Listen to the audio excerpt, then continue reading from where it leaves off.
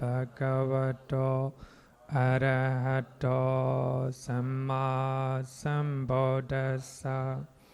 Namo tassa bhagavato arahato samma sambuddhassa. Namo tassa bhagavato arahato samma sambuddhassa. Good evening, everyone.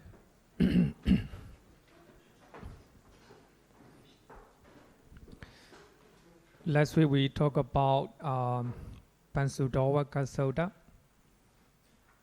the simile of goldsmith, right?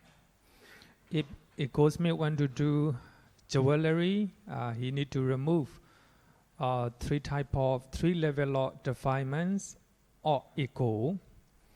The first one is the gross one, and the middling defilement, and subtle defilement. So then only you'll be able to make a gold jewelry. So just like that, when we want to attain higher attainments, just like a jhana, and also supernatural powers, even attainment of arhatahood, distraction or taints. So we need to remove different three level of defilements. Then after that, even we have to remove the thought or dhamma vitaka. So actually, the dhamma are so good that it will attract you to to think about it, just like the bliss of jhana. So when you experience the bliss of jhana, so you are thinking about it. So you forget to go to insight meditation to analyze the nature of jhana factor, the nature of the mind, and the nature of jhana. So then only it will you are trapped in the bliss of jhana. Even such a dhamma vitaka, the thought of dhamma have to be removed when you want to attain the higher level. So today, actually, I also want to highlight different level of defilements and different level of wholesome and unwholesome. So I think you will notice how subtle the Dhamma is. And if we understand different layer of teachings, then we will have a better understanding. Okay. According to Pansudawaka Sutta, so 3 unwholesome mental actions from 10 causes of action. So we have a 10 causes of action. Among them, so 3 unwholesome mental actions. So the 3 unwholesome mental actions are more rarer and unpolished than 3 types of wrong intentions. Miccha sarikappa, so which are the opposite of right intention from the Noble Eightfold Path. So now we are learning right intention. So we just finished one renunciation, renunciation. So that means renunciation means you don't have any craving or any lobha to sensual pleasures. So now we already learned one. So these are called right intentions.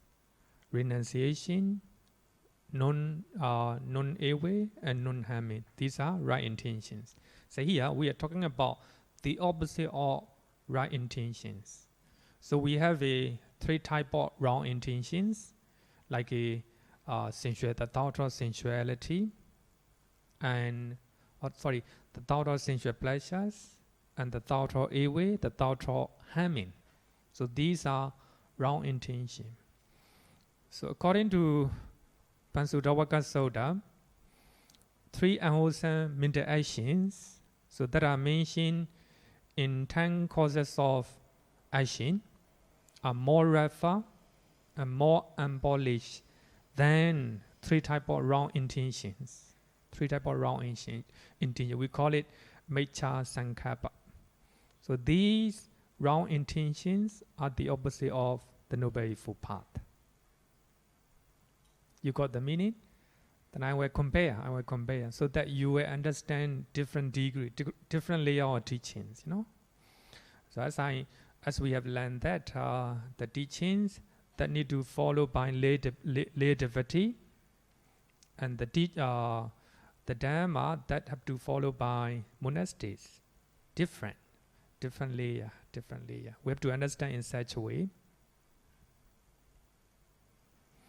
So then I give a subtitle, different destinations. Three unwholesome mental actions from the 10 causes of karma. So we have learned in Chonda Sutta, Anguttara Nikaya, chapter 10, Sutta number 176. So in that Sutta, the Buddha talk about 10 causes of karma for lay people. For lay people especially. Three unwholesome mental actions from 10 causes of karma are the path that lead to bad destinations or awful destinations. So if you have three unwholesome mental states, so just like a wrong view, away, and covetousness. So these are three unwholesome mental actions. So if you have those one, then it will be the path to go to unhappy destinations. Next one, three kinds of wrong intentions, so which are the opposite of right intention from the Noble Eightfold Path, are opposite to the path of liberation. The path of liberation. So if you have three kinds of wrong intentions, so that means the thought of sensual pleasures, the thought of away, the thought of harming, these are three kinds of wrong intentions. So they will be opposite to the path to liberation or the path to Nibbana. If you have those wrong intentions, you cannot go to Nibbana. You cannot go to Nibbana. So they are the path to samsara. By virtue of these wrong intentions, you may go to heaven. By virtue of these wrong intentions, you may go to Brahmaram, the path to samsara. You notice earlier one, the path to bad destinations. Three kinds of wrong intention, the path to samsara. It can be good, it can be bad. For that reason here, some wrong intentions are the causes of rebirth in good destinations. Suppose you do dharana, hoping that you will have a rebirth in heaven. You know, this is a wrong view.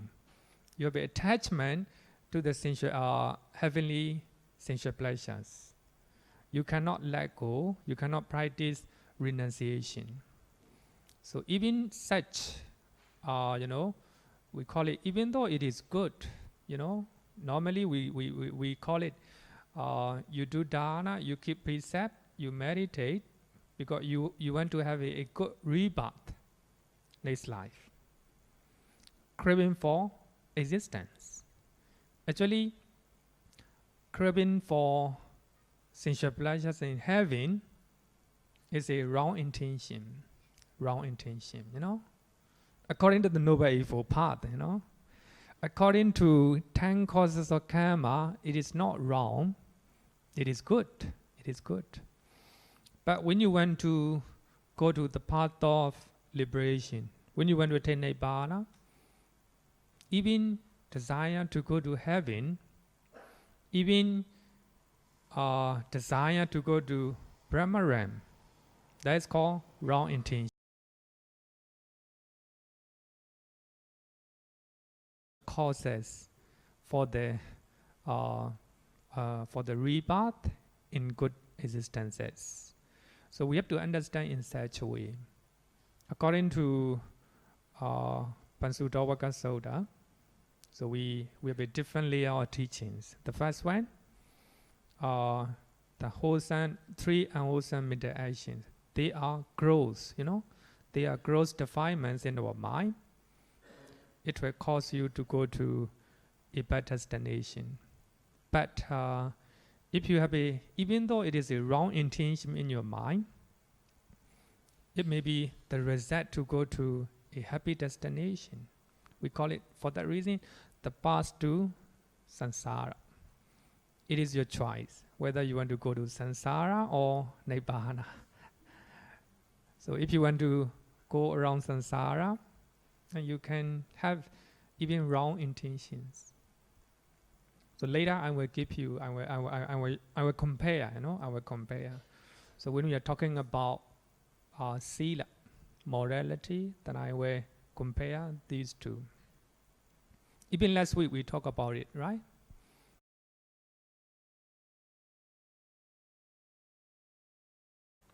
As a monastics, no right to enjoy sensual pleasures, So there's a different layer of teachings we have to understand in such a way. Okay, any question? I think it's quite clear. Then let's go. So we have three mental actions from the 10 causes of karma. Number 1, covetousness. Number 2, ill will. Number 3, wrong view, miccha deity. Actually, I'm not comparing wrong view right now. I just want to compare 1 and 2. Even the wrong view, different level, different layer. The wrong view in the 10 causes of karma, it will cause, it will cause you to have a rebirth in bad destinations. In the wrong view, or wrong view, which is opposite of right view, samadhi, in the Noble Eightfold Path, it will not, some of course, 50-50. Some wrong views will cause you to go to happy destinations. Typically, it's not. Suppose you think 5 aggregate are permanent. You think your body is permanent. You think your mind is permanent. It is wrong view, but it will not be the root of rebirth in bad destinations. Even though you don't have a right view, you can still reborn in a good destinations, just like a heaven or Brahma realm. So here, even the wrong view, different level. The wrong view from the 10 causes of karma is the cause of a rebirth in bad destinations, unwholesome destinations. The wrong view, which is the opposite of right view from the Noble Eightfold Path, it is not the causes that will have a rebirth in in wholesome destinations. Even though you have such a wrong view, then you can go to heaven, you can go to Brahma realm. That will be the path to samsara, but it is not the path to nibbana. But here, so I want to compare 1 and 2. So when we talk about covetousness from the 10 causes of actions, that is what the Buddha taught. Here, someone is full of longing, a lot of craving, a lot of greed. He longs for the wealth and property of others. But here I highlighted the wealth and property of others. That's Oh, may what belongs to another be mine. So you long for the possession of other people that you do not deserve. So you long for the property of other people in your mind. So may this house be mine, may this car be mine, like this. So the property of others, no? So if you have a such, a punished and also a healthy longing, it will be the causes or rebirth in bad destinations, awful destinations. So this is a positive one. Here, someone is without longing. He does not long for the way and property of others. Oh, may what belongs to another be mine. But here actually is a unrighteous greed. We call it visama lobha, unrighteous greed. So you like your property, you like your car, and you enjoy your house, you enjoy your meal. It doesn't matter. We call it visama lobha, righteous greed. We call it state greed, but it is righteous, in righteous way. But if you long for the property of other people, oh, may this be mine, etc. No, this is a unrighteous greed or unrighteous longing. So this is a negative and positive way. So the property of others.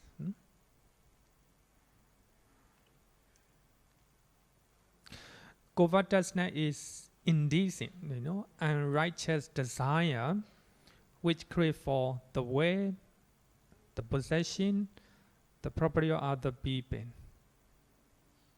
So here, indecent, visama lobha, or unrighteous desire or greed, that you crave for the way and property of other people, and you crave for the possession that you do not deserve. That is called visama lobha. So there are two factors to complete avyāpāda, according to commentary. Number one, being the property of other people. If you long for your property, it doesn't matter. It doesn't matter. If you enjoy your food, it doesn't matter, but you belong to it. But if you enjoy other people's food, I know it is a unrighteous longing, and you want to eat, you have a desire to eat the food that you do not belong to, then that will be the cause of stealing, and you steal it, you eat it. So such unrighteous longing or desire is called covetousness. How to say the translation of the word may be the same, but the degree, the layer of teachings, we have to understand in such a way. Being the property of other people, longing for oneself. Such desire will be the cause of stealing. So you will steal it. Unrighteous desire. So actually this is a covetousness. Covetousness from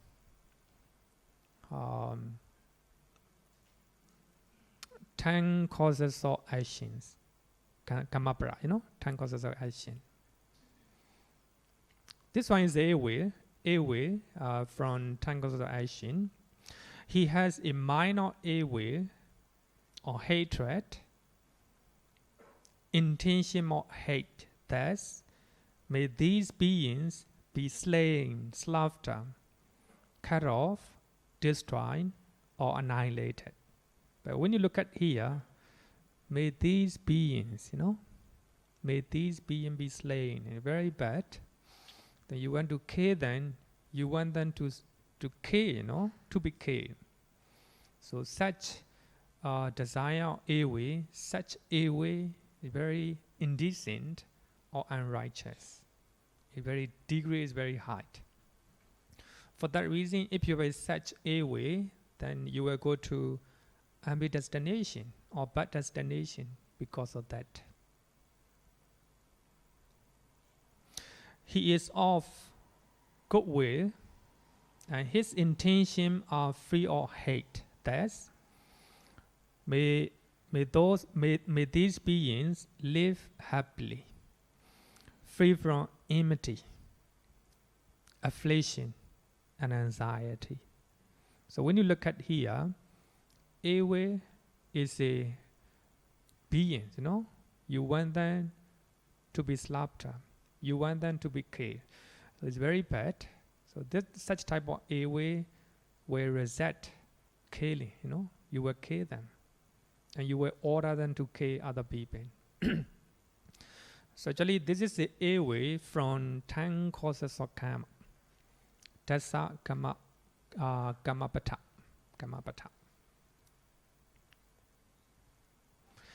Ewe is the hatred, dosa, and desire to harm others. So there are two factors to complete avyāpāda. Number one, being a sentient being, must be a sentient being, other people. Number two, thinking to harm a sentient being. You have a way, you are thinking, to kill that person, or you have a way to that person. So when you look at here, desire to harm others, very serious one, If you have such thought before you die, definitely you will go to a bad destination, because it's called akusala kammapata, unwholesome causes of karma, unwholesome causes of karma. If you refrain from it, then you have a good way toward all living beings. If you have such thought before you die, definitely it will be the cause of a wholesome destinations. The cause of wholesome destinations. Now we are talking about, the different. Non-awe, avyāpāda. Non-awe from right intention or the Noble Eightfold Path. Actually, we have a three type of right intention. We just finished renunciation. Now we are talking about non-awe, second one. Non-awe. So non-awe, avyāpāda from three type of right intention or the Noble Eightfold Path is the positive mental state that displays aversion toward the object. So actually I just use the word the object. So we have a two type of object. Number one, if the object is a sentient being or a living being, whether human beings or animal, non-awe is called loving kindness. Metta, we call it metta. If the object is a thing, non-awe is called non-hatred, adosa. Actually, this is a classification of the, differentiation in Abhidhamma. Very beautifully, Abhidhamma beautifully explained in such a way. So if you have a non-awe toward a sentient being, that is called loving kindness or metta. So if you have a non-awe toward a thing, that will be called non-hatred. Nowadays, we have hate problem in Singapore. That is a thing, If you have a hatred toward hate, that is called awe, That's called awe, So this awe, suppose if you don't have any awe toward hate problem, toward the weather, anything, anything other than living people. So that is called non-awe. So if you have a non-awe, so that is called non-awe from the Noble Eightfold Path. So that will be the path or liberation, the path to Nibbana. In earlier one, from the 10 causes of karma, non-awe is non-awe to what? Living being, living being, not a thing, not a thing. You can have awe or hatred to what hates. It's not a problem. But if you have a awe, a very strong one, and hatred to a passing, it will be the cause of rebirth in bad destinations. So here we can learn the differences, differences. Here, non-awe means whether it is a living beings or a thing. It can be two, anything. You hate the sound of a money track, That's also awe, that's also awe. But it will not be the cause for killing, You will not kill anyone. Just you hate it and irritated for by that sound. So we have a different level of awe.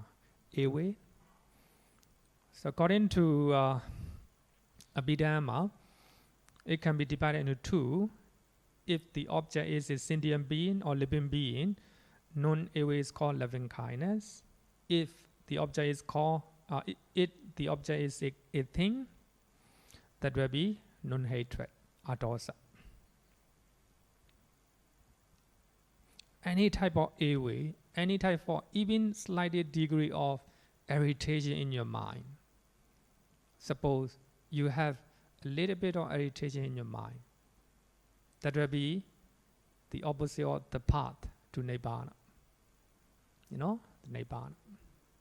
Sometimes you're meditating, pain comes in, and you hate it, That's awe, that's awe. So that will be hindrance to attain higher achievement. Very subtle point, For that reason, we have 5 hindrances for the attainment of jhana, or for the attainment of supernatural power. One of them is avyāpāda, awe. So such type of awe can be anything. Awe to the weather, awe to a building, the sound, anything, So I want to show one sutta called Nitsaraniya Sutta. Bhikkhu Bodhi translated as escape. Escape.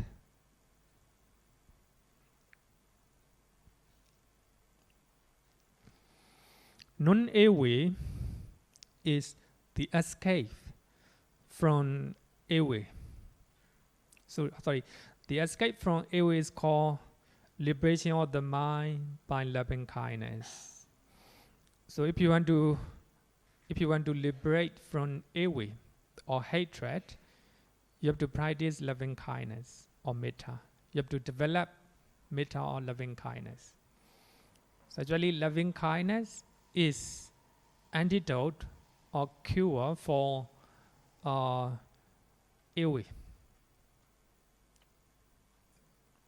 So if you have loving kindness, you don't have any awe.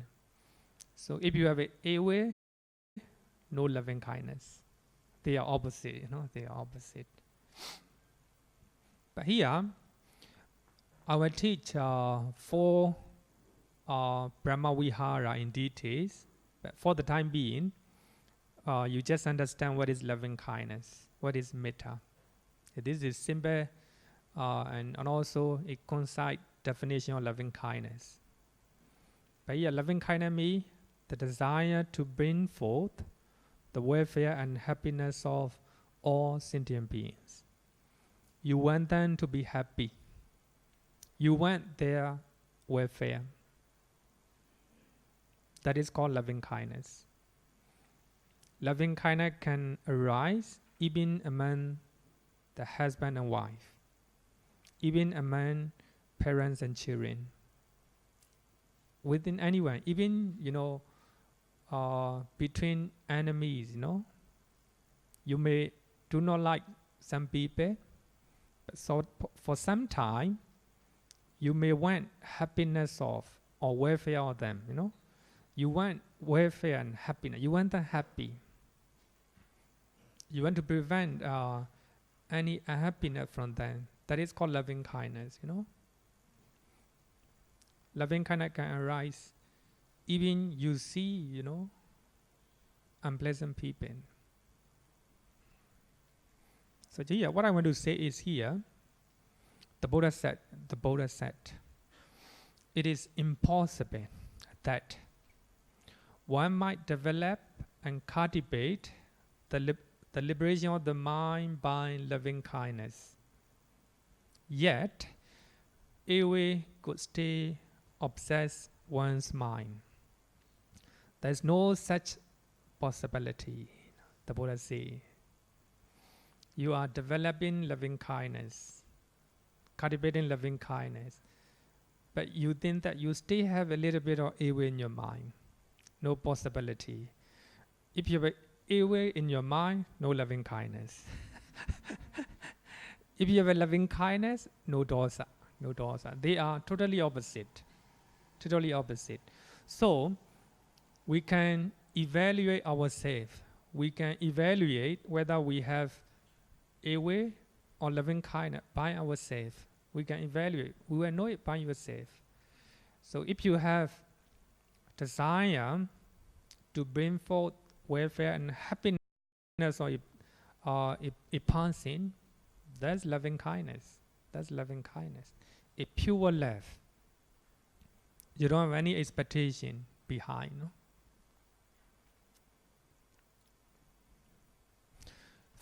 Because this is the escape from ill, namely the liberation of the mind by loving kindness. Liberation of the mind by loving kindness. But I think if you look at this sutta, you will understand what is liberation. You will understand what is nibbana. What is nibbana? But in this context, nibbana means liberation from ill. So if you don't have ill for 1 minute, 1 minute nibbana. So actually, this is liberation is nothing but nibbana. No, nibbana. In this context, if your mind is liberated from ill or hatred, then you attain nibbana at that particular moment.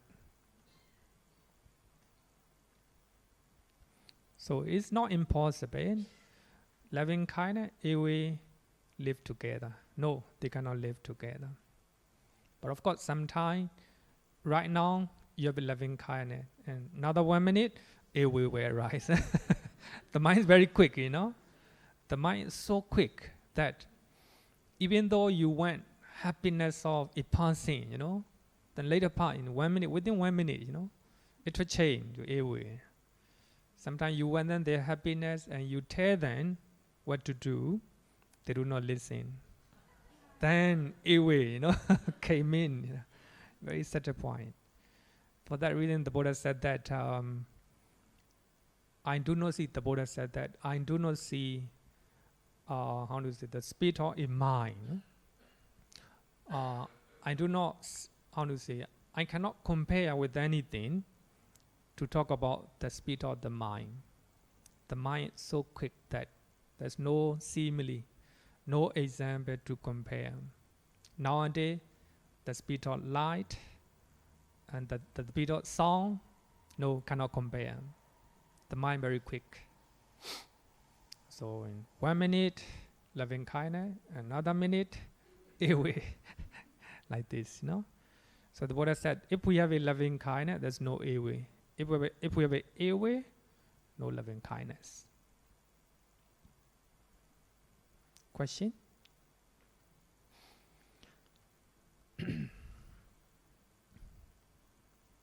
Okay. Next one. Let's finish this one. Actually here, we're talking about non-ill will, avyāpāda, from the Noble Eightfold Path. So there's no even slight ill will toward anything. It can be a passing, it can be a thing, you know, it can be a thing. Suppose if you hate the weather, no, that is called ill will, according to the Noble Eightfold Path. So actually we have to understand whether it is miccha, the miccha or the path to lead to a samsara, a miccha or the path that lead to nibbana. Different destination, different directions. We have to understand. So we are talking about wholesome deed. What we have to understand which refer to wholesome deed. Wholesome deed that lead to samsara, or wholesome deed that lead to nibbana. So we have to understand in such way. That is what Pansudavana Sutta want to mention. A different layer of teachings. Different layer of teachings. Next one is in non-harming, avihinsa. Actually, avihinsa is very popular in Hinduism. Avihinsa, non-harming. So we have three types of right intentions. This is the last one, non-harming. Non-harming toward sentient being is called compassion, karuna. Non-harming toward things is called non-hatred, adosa. Normally, if you use the word adosa, non-hatred, it is similar to non-harming or non-avi. It covers everything according to Abhidhamma. But when we talk about living beings, we use loving kindness and compassion, etc. It is the escape from the thought of harming and the liberation of the mind by compassion. But when we look at here, if you want to harm, living beings, other beings, so that is called avihinsa. So actually, the escape from avihinsa or harming is called the liberation of the mind by compassion.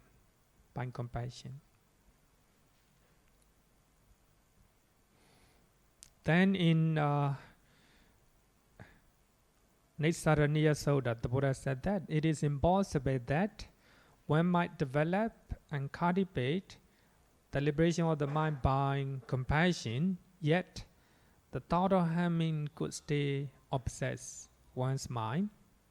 There's no such possibility. So they cannot stay together. For this is the escape from the thought of harming, namely the liberation of the mind by compassion.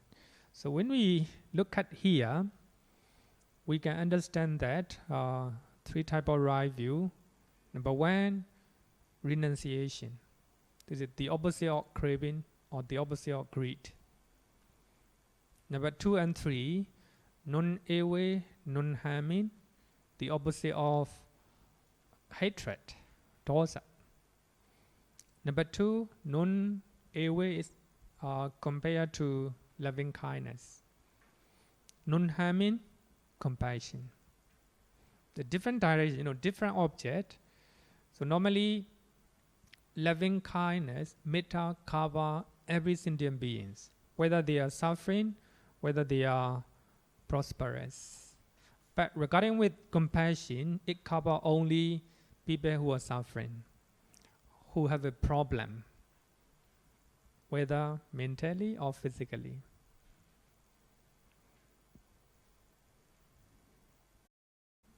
No question up to now?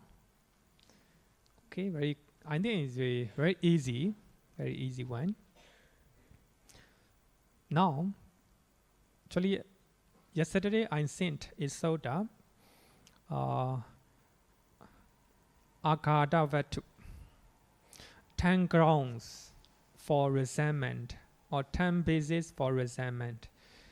I think it's just for, reminder for everyone, for including me, Sometimes we have a lot of resentments toward people. So the Buddha say 10 type of 10 grounds, for the rising of resentment. The Buddha said, bhikkhus, there are these 10 grounds for resentment. What 10? Number 1, thinking they act for my harm.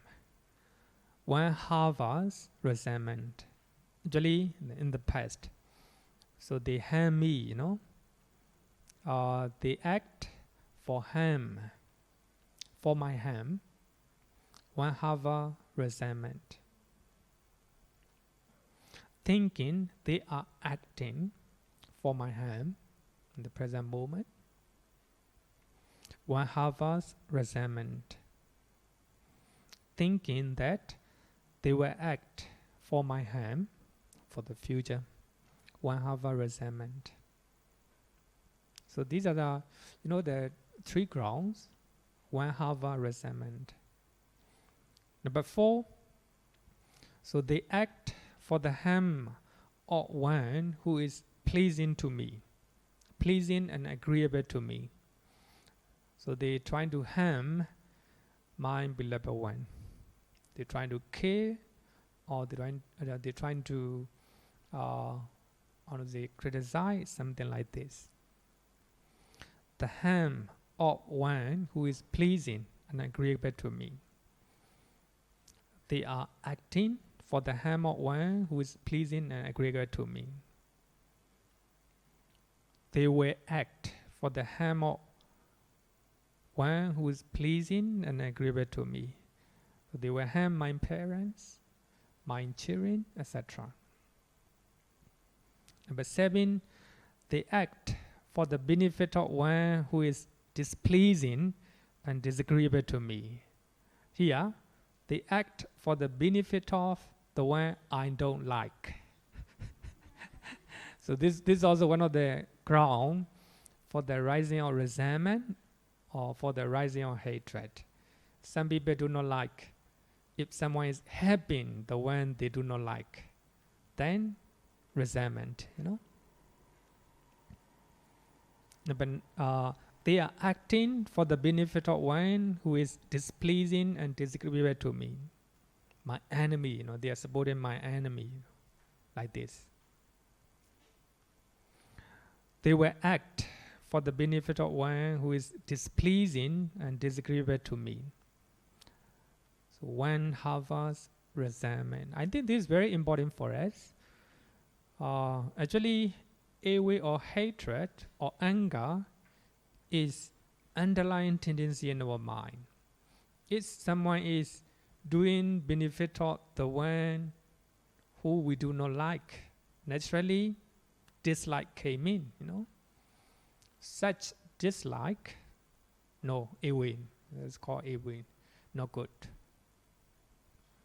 And the last one becomes angry without a reason. No any other reason, just angry, just angry. So according to commentary, just like angry because of rain, because of cold weather, hot weather, bumping oneself against the wall, transportation delay, or haze problem. So if you are angry, actually, suppose we have a haze problem here. If you are angry, you cannot solve the problem. So, without anger, you can solve the problem with the pure mind, Pure mind. One become angry without a reason. These are 10 grounds for resentment. Actually, very simple. No need to explain. So we have a different degree of anger. So the Buddha talk about 3 degrees. Writing on the stone. Sometimes we have one type of anger, like a line on the stone. The Buddha said that. Just as a line written on the stone is not quickly erased by the wind and water, but persists for a long time. So too, some people often get angry, and his anger persists for a long time. So such anger is like a writing on the stone. Not very good, just like a resentment. You don't like a person for a long time. Not good, not healthy, just like a anger, like a not good, to have such a anger. Number 2, actually the name of the soda is Lekha soda. Lekha means writing. Then writing on the ground. Anger like a line on the ground. Just as a line written on the ground is quickly erased by the wind and water, does not persist for a long time. So too, some people often get angry, but his anger does not persist for a long time, just for a while. Get angry just for a while. It's just like a writing on the ground. It's good anyway. Different level, different level. So we have to be very mindful what type of our anger is. And the last one, writing on water. Anger like a line on water. Just as a line written on water quickly disappear, and does not persist for a long time, so too, some people, even when spoken to roughly and harshly, in disagreeable way, remain on friendly terms with his antagonists, mingles with him and greet him. Actually, of course, if he was talking roughly and harshly, get angry a little bit, but he stay very friendly toward that person. He does not show any anger. And he will mingle with him, stay associated with them, and agree with them. Not easy, not easy. It needs a lot of IQ and EQ. We call it IQ and EQ. It's not really easy. So when the Buddha talk about a very higher mind, a very mature mind, he used 3 terms together. Number 1, mindful, sato, mindfulness. So even when he is talk harshly, roughly, stay very mindful. Number 2, sambhajana. Actually I'm talking from many times, sambhajana. You know what he or she say clearly. You know it very well. Whether he is talking rashly or harshly, you know it, sambhajana. Actually, sambhajana is nothing but wisdom.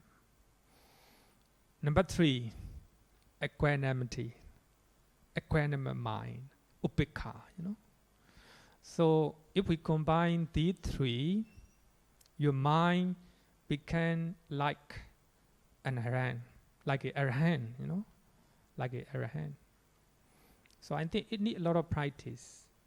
Very mindful, you know very clearly, and you are equanimous, you're very stable, not shaking, upekha or equanimity. So if you have these 3 qualities, there's no place for anger.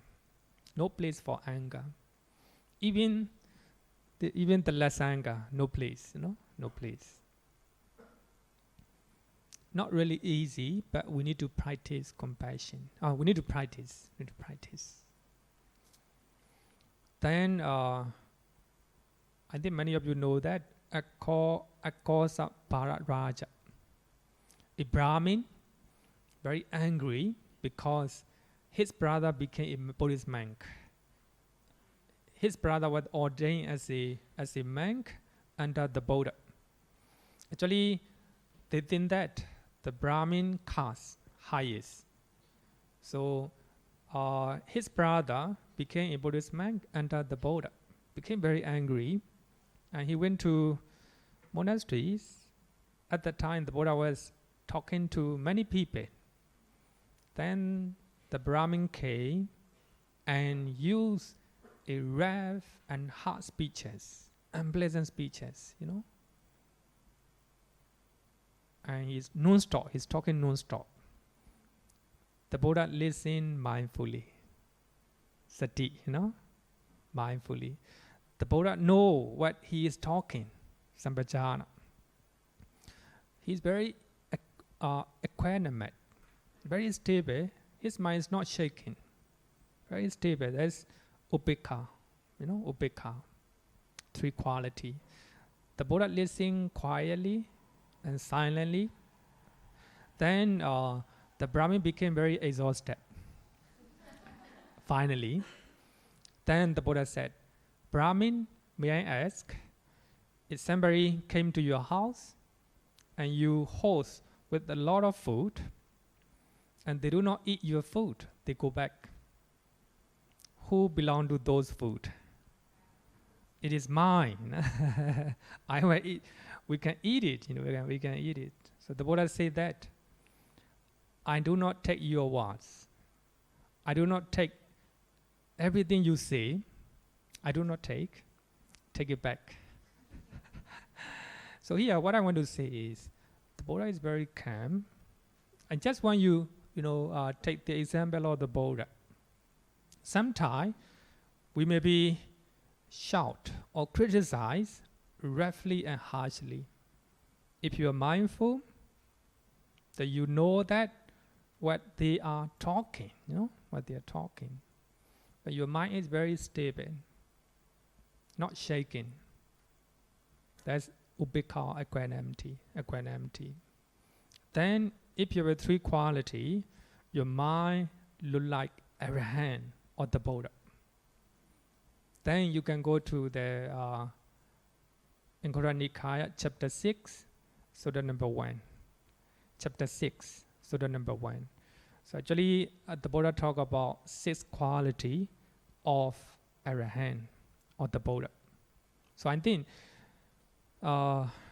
if you have a 3 quality, mindfulness, clear comprehension, and equanimity, then even you don't have a anger like a line on the water. There's no place for anger. Just sati, sampajana, and upekha. No place. We need to practice. Some people are not angry in the meeting. They do not show their anger. Because of those quality. Okay. Hatred in Abhidhamma. We have 2 types of hatred in Abhidhamma. Number 1, attitudes. Normally, if you are in a position to react someone or something, that you're very active, to feel very angry. You feel very angry. In Abhidhamma, we call it asankarika, prompted, prompted. You're very active. Suppose you're children. You have a possession to shout, to them. So that is called, it can be prompted dosa, attitudosa. The next one is the sasankarika, unprompted dosa, tanayuttava pasitosa.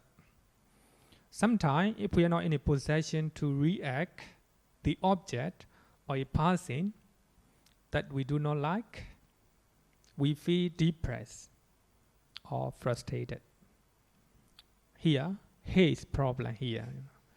You're not in a position to solve it. But of course, the government will have it. But individually, we don't have, We just suffer from it. Then, depressed, irritation in your mind. Sometimes, if you are in a company, the boss scold you and shout at you. Not in a position to respond. Then, passive anger will arise. A way toward that person, your boss. So such one is, so because of that, you will feel depressed. and you were frightened. So actually, any type of ill or any type of hatred, not good. In any situations.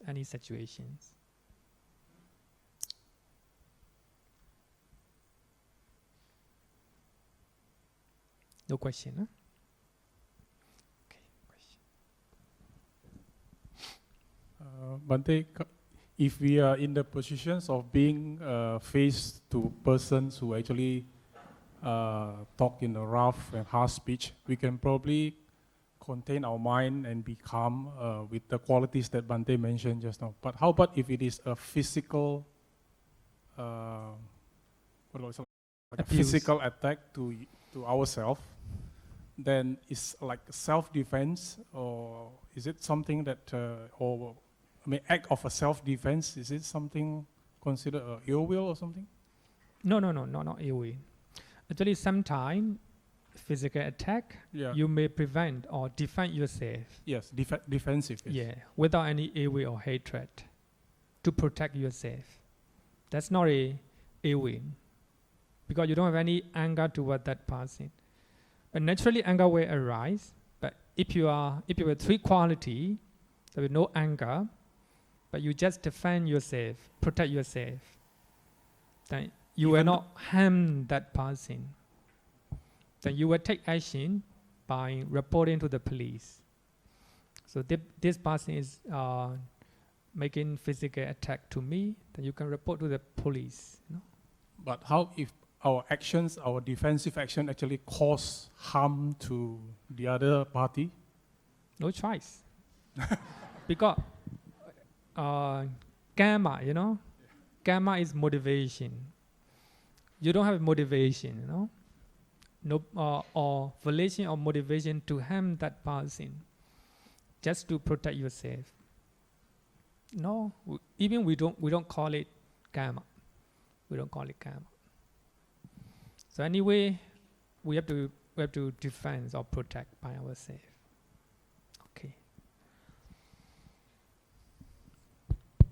Bhante, let's say in real life, and real life is actually quite complicated with all sorts of players, all sorts of people. Let's say you are in a situation and somebody confronts you and speaks to you in a very harsh and very rough manner, very unreasonable, because some people are just like that. Unreasonable. Yeah. So even if you practice the three qualities, right, he may think, given the nature of the person, that that you're easy to bully. So then, and that's, the people just like that, So the next time, so this one episode may just blow away because you keep quiet, right? Yeah, and that's the wise thing to do. But it's a wise thing to do, but for him, he thinks that he has won, and he sees that, this one easy to bully, and he persists, and there are people like this. Then how does the teaching teach us to react in a situation like this? Yeah, very beautiful. Actually, but here, having three qualities doesn't mean no reaction. Yes.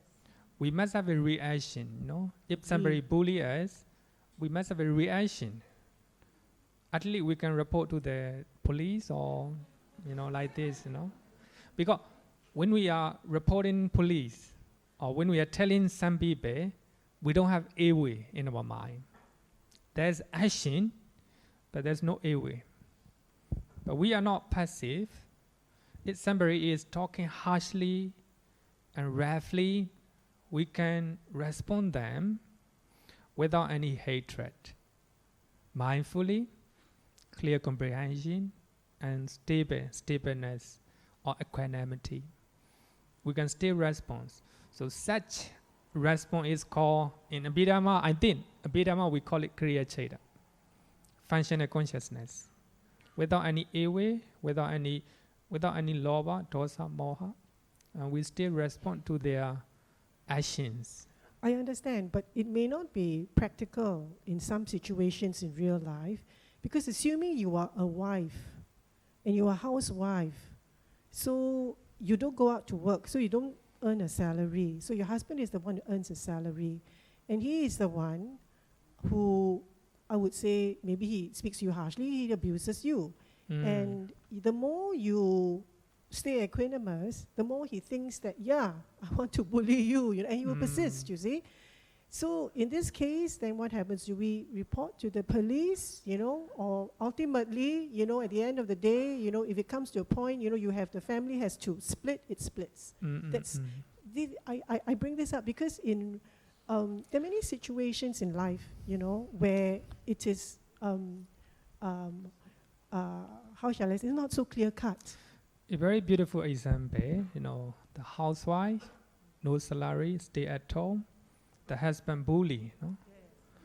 In such a situation, as a housewife, have to, take action. Take action. If she could not take action, that means something wrong in her mind. Maybe a lot of attachment, or there's no clear comprehension. We have to know who are we, what is our role in the family. If the husband is bullying and taking a lot of advantage, then we have to take action. If you cannot take action, that means something wrong with you. When something wrong that housewife, maybe she have a lot of craving toward family or something like that, children like this. I think so. But I think nowadays, it is quite common, people divorce,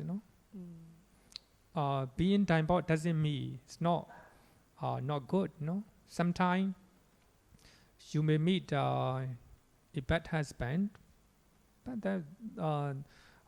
divorce may be one solution, one solution. And when I have, maybe 2 years ago, one of the lady came to me and, Bhante, is it all right to divorce? Yes, all right. But before you do that, you have to think, We have to ponder upon a lot of things. Your family, environment, financial situation, etc. Actually, she went spiritual advice, But in my part, it's all right. It's all right. As far as spiritual part is concerned. So actually, time bomb may be one solution. Okay. I have another scenario. Okay. But it's real. That's why I bring up, real scenarios in life, and that's the purpose of learning. So assuming that elderly parents, they're living with a son, say in a flat, and the son is a wayward son. Unfortunately, this child just didn't turn out well, speaks roughly to the parents, is harsh. Maybe because, and probably likely because he's problems with himself and he cannot resolve his own problems. And so he takes it out on the people closest to him who are the most vulnerable, the parents, the elderly parents who don't have the means to go and report to the police or even to take some action, because they are parents, you see, this is your child. So they have this natural tendency to just swallow. So in this particular case, the child, and I do think it happens, they keep on abusing the parents. Then how? Maybe then maybe neighbors who know, can report or something like that. Or a maid, for example, a maid. When a person is being bullied, is in a very vulnerable position and has no means to resources and is being bullied, and it's hard for them to get out of it, you see. No way you can have the three qualities. In fact, it's silly if you maintain the three qualities. Absolutely silly, you see. Yeah. So do I have to talk from the no, I'm just thinking that all parents or no. I'm basically what I'm saying is that there are real situations in life, and actually most of the time when I see the teachings, they are actually very adaptable for very pure kind of situations, you see. You know, but in real life, you know, it may not be so actually, easy to apply. For that reason, I mean, differentiating different layer or the teachings, you know. Suppose a person may be suffering, you know, even bullied by their children. Yes. Actually, we have to understand all beings are honor their own karma. We have to understand in such a way. You know, some parents are not good. Yeah, So I they have agree. to suffer when they grow old, you know. So actually, we have to see, you know, the karma. Yeah, I All agree. beings are honor their own karma.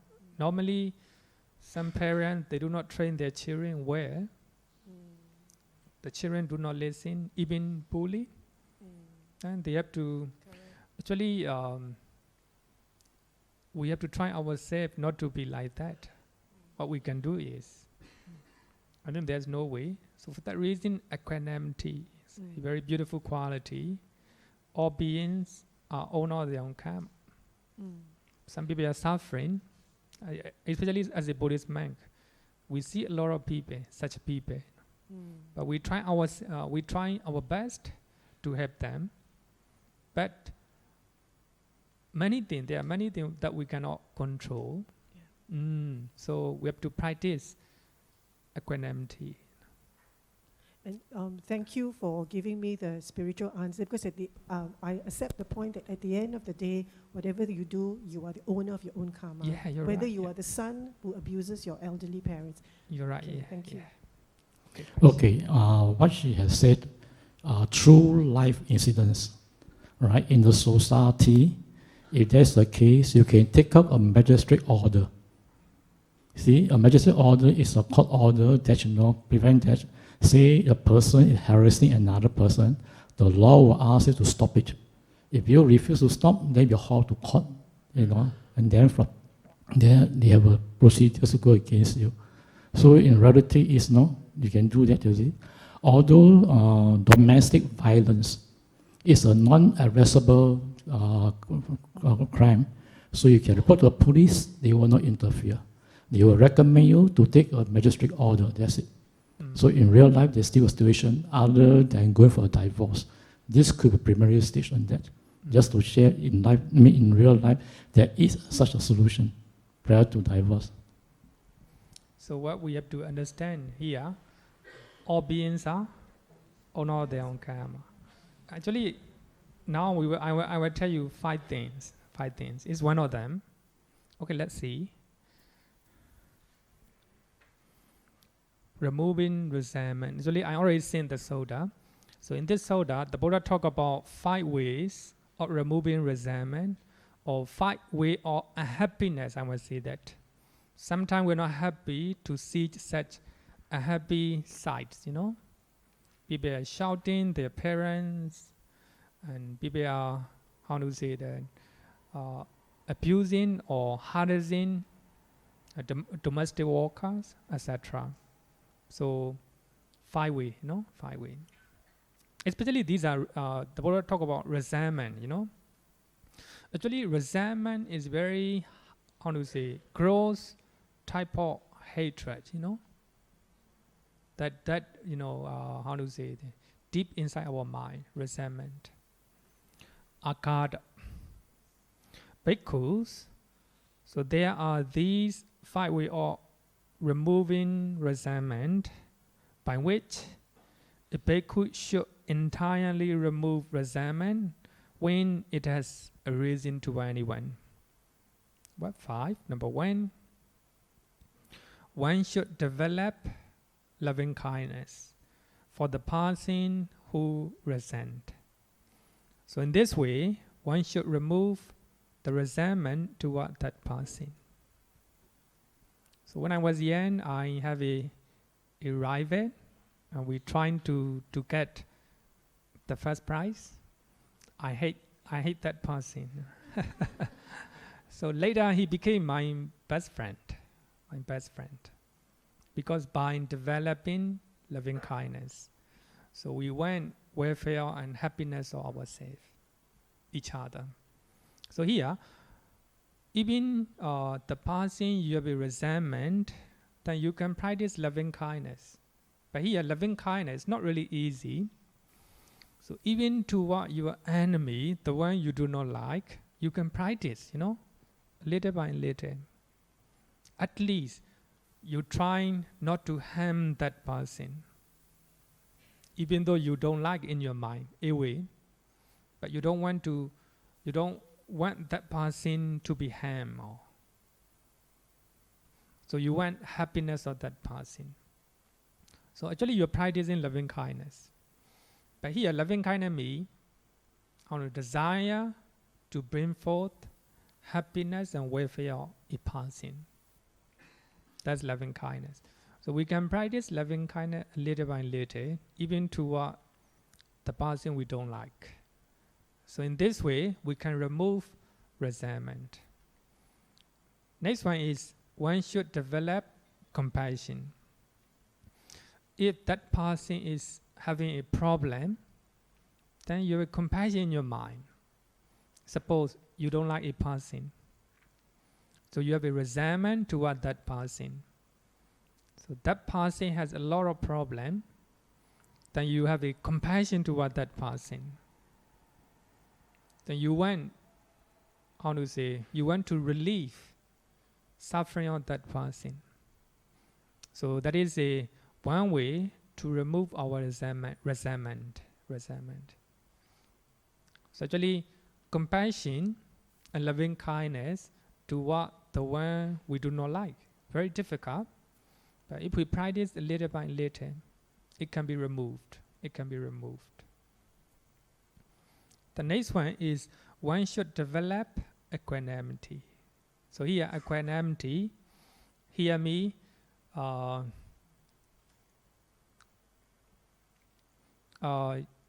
you're trying to remove, or you're trying to stabilize your mind. You're trying to be, balance your mind. It needs a lot of mindfulness and clear comprehension. Also, here, equanimity is a very higher one. Not really easy. But if you cannot practice loving kindness, compassion, or equanimity, what we have to do is not pay attention toward that person. There's another solution. So sometimes for that reason, you have to avoid that person. But at first, no need to avoid. You can even practice loving kindness, compassion, equanimity. Just like even though he is accusing or criticizing or talking rashly and harshly, then you practice equanimity, not to move what what he's saying. But number 4 is one pay no attention to him, no pay attention to that person. Then you try not to see him, or you stay with some places. Actually, this is another option. Another option. The best option will be number 1, number 2, number 3. Only those options doesn't work, then you practice number 4. Then even you cannot practice that one, then the last one. One should apply the idea of the ownership of karma to the person one resent. Thus, this person is the owner of his karma, the heir of his karma. He has karma as origin, karma as his relative, karma as his result. He will be the heir of whatever karma he does, good or bad. Actually, that's very important. Someone may be harassing you. If you are not in a possession, then you have to think about, he will be heir of his own karma. Even your boss is shouting, complaining about you, then no possession to response. Then you think about this one. So his anger is owner of his own karma. his own karma like this. So these are 5 ways to remove our resentment, or these are the 5 ways to remove our hatred toward a person. Actually, it's very beautiful, very beautiful.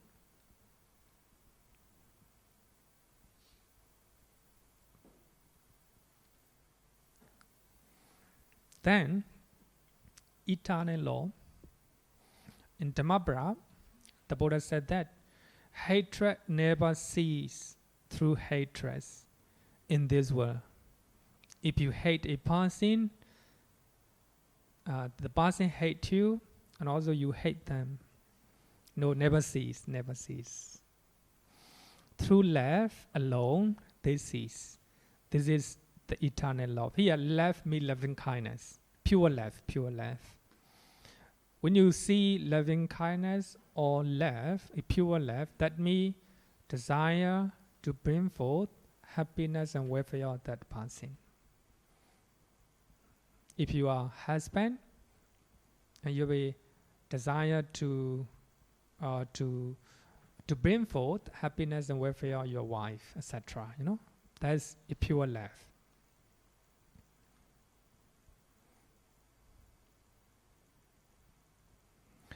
Victory breeds empty. The defeated live in misery. If you have a victory to a person, then you breathe an empty. You have a lot of enemy. Then if you are defeated, then you will live in misery. That is quite natural, quite natural. The peaceful, the person who is very peaceful, live happily, giving us victory and defeat. This one is very meaningful. You are walking in your company not for victory. Even though you encounter defeat, no, you're not taking, as a defeat. You just do your work. You give up either victory or defeat. That doesn't mean you don't care, You don't care. You do your work. You do your work. Very meaningful, very meaningful. Okay, up to here, any question? Okay, no question, then let's go. So I want to compare with the wrong intention versus craving. So as you all know that we have a 3 type of craving and we have a 3 type of wrong intention. So what is connection? Sensual thought, kama vitaka, can be equated with craving for sensual pleasures, kamatana, and craving for existence, bhavatana. So if you don't have a sensual thought, if you have a renunciation, you don't have any craving toward sensual pleasures, and also you don't have any craving for existence. Existence can be the realm, any realm. Existence can be your existence in a family, your existence in a place. If you crave for it, suppose you crave for an existence in your company, a lot of craving, then you have a fear, you fear, a lot of fear that if you don't have a craving for existence in your company, no fear at all. You will do your work, you will do your work. It's not easy. It's not really easy. What I want to say is, if you can, why not? You practice. You reduce the amount of craving, So here, sensual thought, kama vitaka, wrong thought, wrong intention, or wrong thought, can be equated with craving for sensual pleasures and craving for existence. The thought of ill and the thought of harming, so these two can be equated with craving for non-existence. So you don't want existence. So that means you hate it. You hate it. You don't want existence in your family. You don't want existence in your company. Because you want money. For that reason you're walking. You're not happy. No.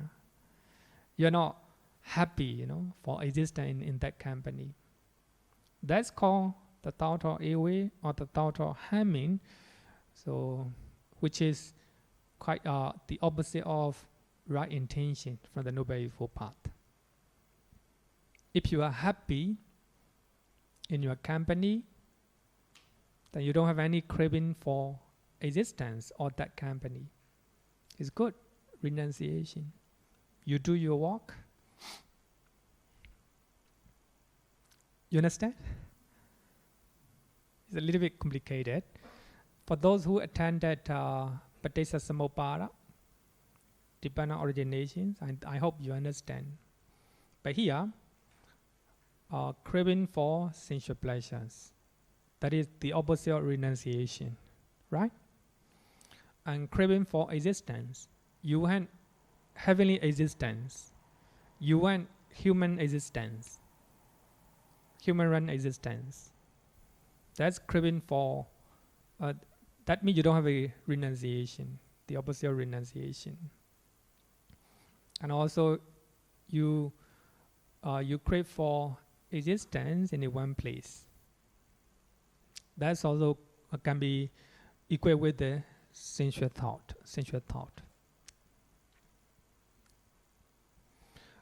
Craving for non-existence. So that means if you don't have a craving for any existence, that means you don't have ill and harming. You have non-ill and non-harming.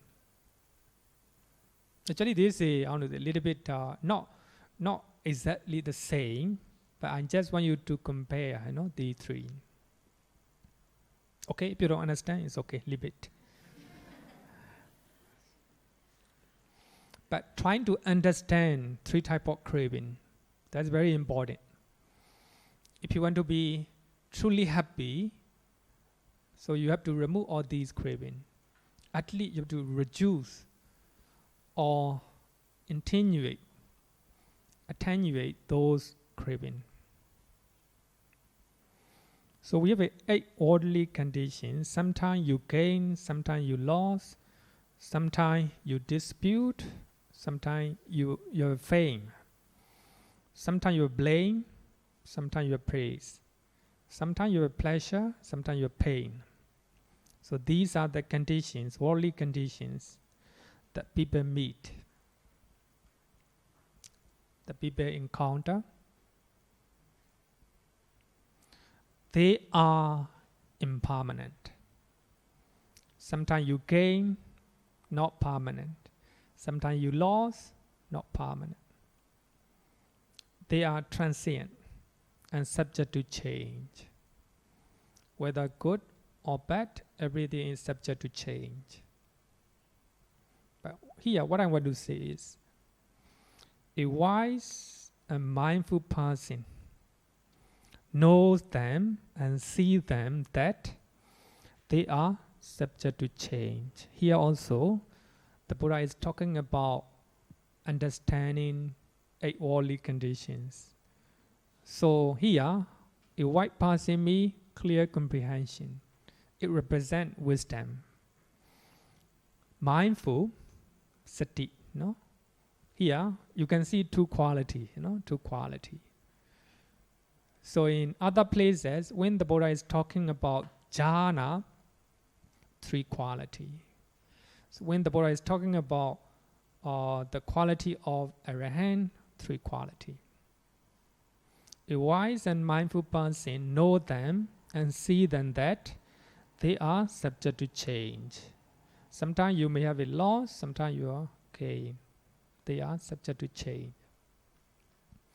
Desirable conditions don't excite his mind, nor is he repelled by undesirable conditions. if you encounter undesirable things, unpleasant things, your mind is not repaired, no aversion. If you have a desirable condition in your life, no excitement, no excitement. It's very stable. Actually, the last two paragraphs, the last two lines talk about equanimity, upekkha. Your mind is very stable. Even you have desirable thing, you're very calm. Even you encounter unpleasant things, even you meet unpleasant people, no aversion, no ill will, very calm. So the last two lines talk about equanimity. So even here, I think we can understand wisdom, clear comprehension, mindfulness, and equanimity. That reason, Mr. Chumpikot, who write a complete introduction to Buddhism. He is from England, a Buddhist scholar. He said that the closest term to Nibbana is upekkha. So if you have a upekkha, you're closer to Nibbana. So that means if you have a pleasant condition, desirable conditions, you don't have excitement with the lobha. If you have if you encounter unpleasant condition in your life, no dosa, no? You're not repaired with the dosa. Because you don't have a delusion. Because you are wise. Clear comprehension, no delusion. You're mindful.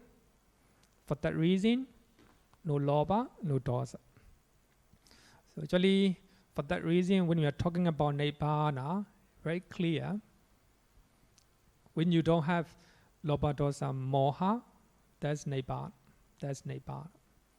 The more you can reduce lobha, dosa, moha, the more your happiness is stable. Okay, any question? If no question, then let's move to next sutta. Vitakka Santana Sutta. Actually, I already seen this sutta, I think 1 month ago. You already forgot. Stealing of thought formations. Actually, this is a Majjhima Nikaya, sutta number 20. Actually, two type of thought. Dveda Vitakka Sutta is a Majjhima Nikaya, sutta number 90. They are close. So 90 and 20. For that reason, I sent you together. So in this sutta, the Buddha gave 5 methods how to deal with unwholesome thought. If you have unwholesome thought, how to remove them. Vitakka Santana means stealing thought formation. So if you have unwholesome thought in your mind, how to tame them, how to steal them. Actually, this is very, profound teachings. So I think in this place, I will not explain in details. When we are talking about meditation, then I will explain in detail.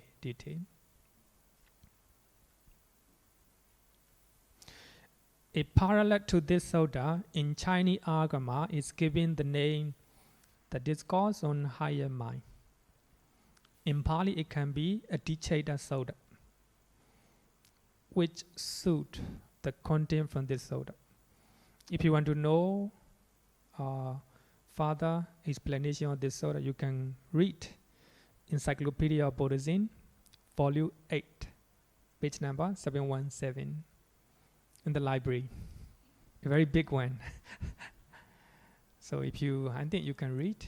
A very beautiful sutta. 5 methods, and the Buddha said, bhikkhus, when a bhikkhu is pursuing the higher mind, a diccheta. So here, diccheta means it can be jhana, maybe supernatural power, even attainment of arahanthood. distraction or taints. From time to time, he should give attention to five signs, five object. Here, bhikkhus, when a bhikkhu is giving attention to some sign, some object, and owing to that sign, there arise in him even unwholesome thought, connected with desire, with the hate and delusion. So when you look at here, unwholesome thought, me, lobha, dosa, moha. Number one, he should give attention to some other sign, some other object, connected with what is wholesome. So you have to give attention to another wholesome object. Suppose if you are practicing loving kindness toward a person, the one you don't like, then later it will come in. Trying to practice loving kindness toward that person, then it will come in. You cannot practice compassion. Then move to another sign, another object. Then trying to practice another meditation object, because it's dangerous for you, because anger will come to your mind, because you are contemplating or developing compassion toward a person you don't like. The object is very dangerous, then change to another object, another sign. When he give attention to some other sign connected with what is wholesome, must be wholesome, then any evil unwholesome thought connected with the desire, with the hate, and with the delusion are abandoned in him and subsided. Number two, he should examine the danger in those thoughts. So those thoughts are unwholesome. They are responsible. They result in suffering. Suppose you are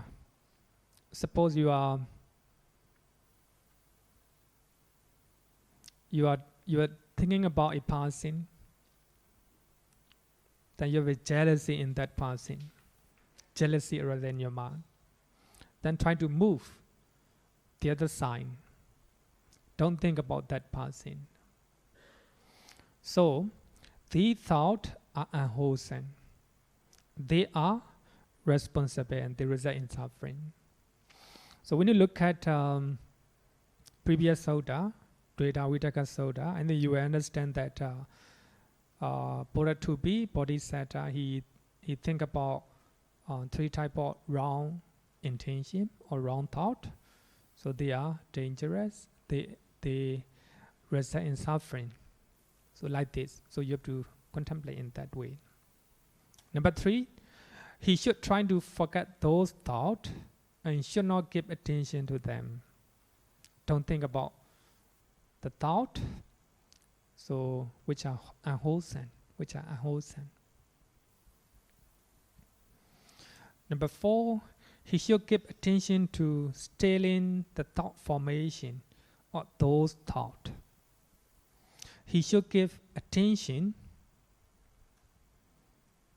to stilling of thought formation or those thinking. That means here is a taming of the unwholesome mind. Suppose you are angry by thinking somebody, by thinking somebody. Then you find the cause of your anger, the cause of your hatred, why you hate that person. And also you think about the cause of that cause. So in this way, you understand the cause, the root of the problem. In this way, you still thought formation, unwholesome thought formation. You tame unwholesome thought formation. Actually, this one we can practice with the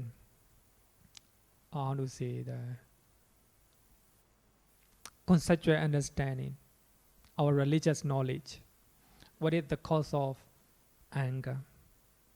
What is the cause of that cause, etc.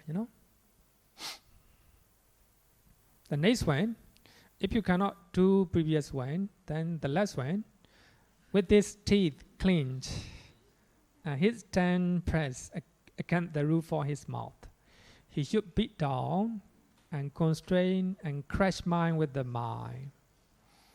Actually, even you have to, clench your teeth, even press your tongue. In that way, that those unwholesome thoughts may disappear. Actually, this is the last option, the last option, no choice. So here, I think if you learn meditation object, you will know all these one. So for the time being, just keep it, just keep it. Then, because of right view, we have a right intention. Right view drives away ignorance. So if you have a right view, that means you don't have ignorance or delusion. If you have a right intention carries out greed and hatred.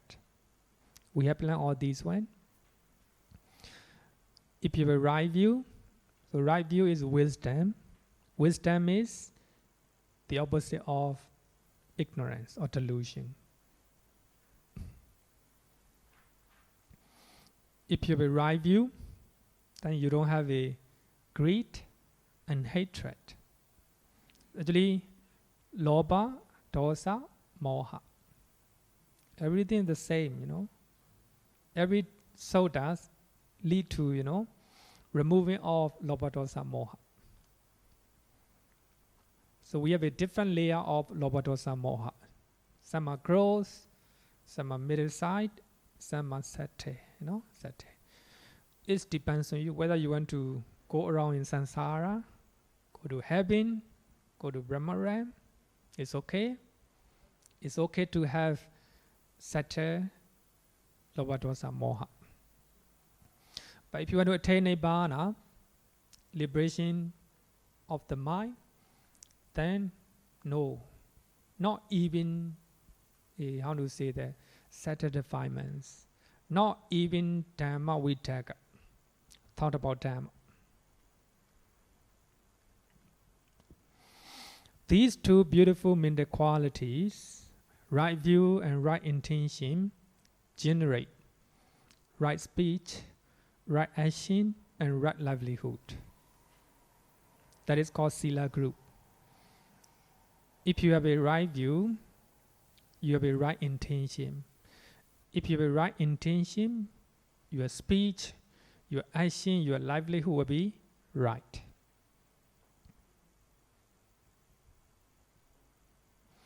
Threefold training versus the Noble Eightfold Path. Chula Vedana Sutta clearly indicate that three higher trainings contains wider spectrums of teachings than that of the Noble Eightfold Path.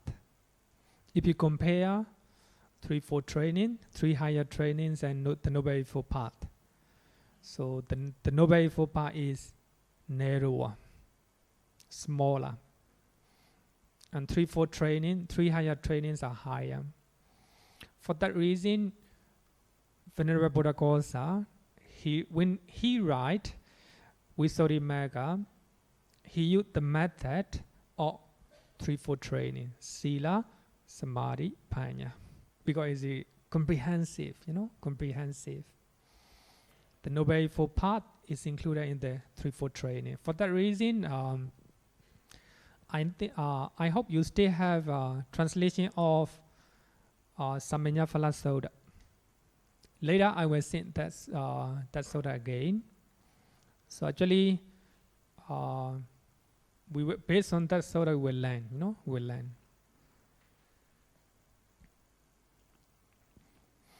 Right speech, right action, right livelihood. So these states are included in the aggregate of virtue. So that means in the Noble Eightfold Path, we have a right speech, right action, and right livelihood. So these three are included under sila. Under sila.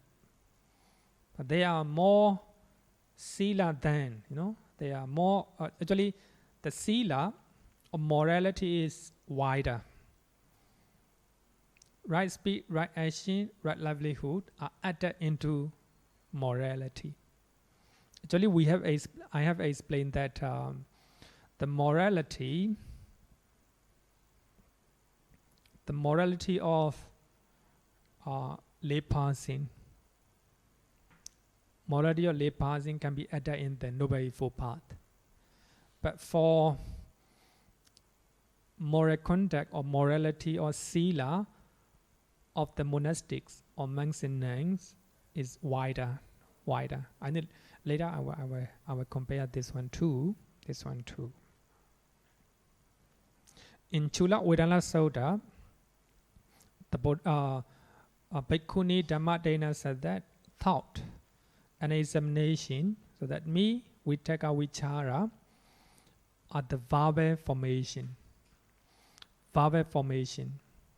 So that me, if we have a thought or examination, Vitakka, a thought or intention or examination are the verbal formation.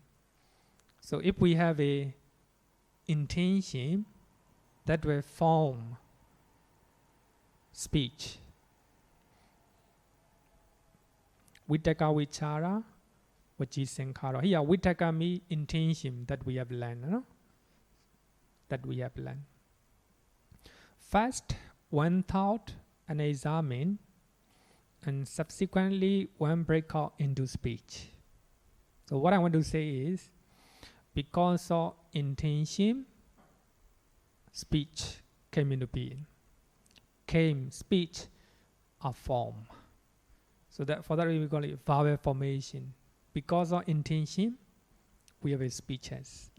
So if your intention is wrong, your speech also wrong. You are sometimes, even though your intention is right, if you don't have a right view and wrong speeches. Sometimes some people are very compassionate, full of loving kindness. When they talk, it creates a lot of problem.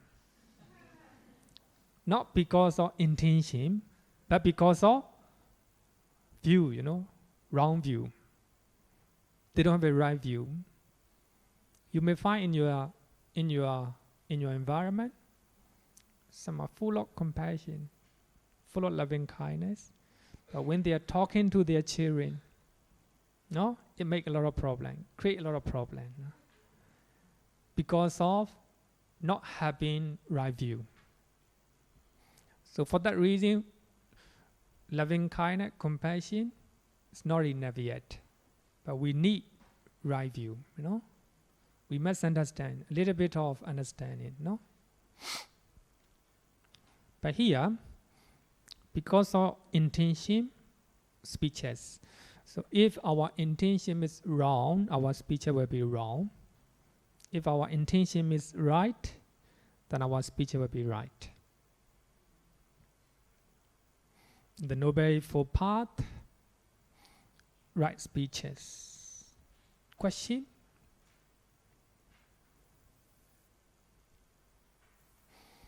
And what is right speech?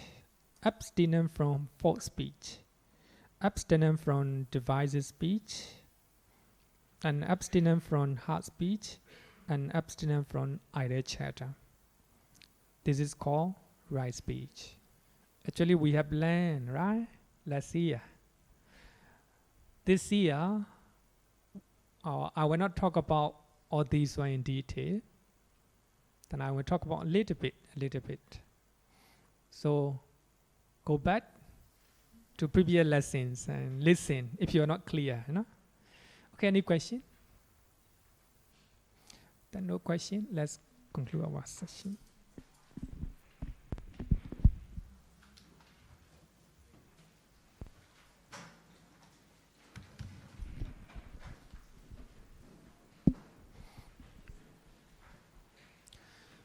Yo vadatam pavaro manu jesu Sakya muni bhagavakata kecho paragato bala vidiya samangi dan sukatam saranatamu Ragavi Ragamani Jamasokan Dhamma Masanga Dhamma Patikulan Marurami Mambakunan Suvipatam Dhamma mimang saranatamu pemi yatacham mahapalamahu chatusu susisu purisa yugesu atacha pokala Dhammatasate Sangha mimang saranatamu pemi. Sadhu, sadhu, sadhu. Good night, everyone.